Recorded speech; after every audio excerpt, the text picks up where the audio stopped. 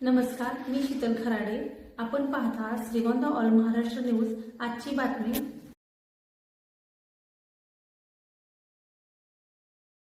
चा वापर योग्य पद्धतीने किंवा त्याचे संवर्धन आणि प्रदूषण रोखण्यासाठी आपण काय प्रयत्न केले पाहिजेत याचं आणि या पाण्याचं महत्त्व समजावं यासाठी संयुक्त राष्ट्रांनी 1993 करण्याचा घोषित केला.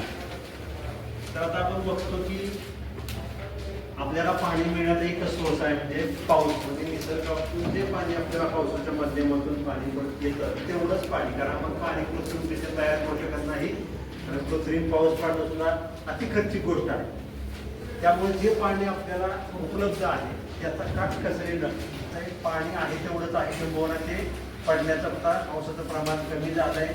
लहरी हवामानामुळं कधी पाऊस पडतो कधी पडत नाही, आणि त्यामुळं त्याच विरुद्ध बाजूला पाण्याची प्रचंड दुष्काळ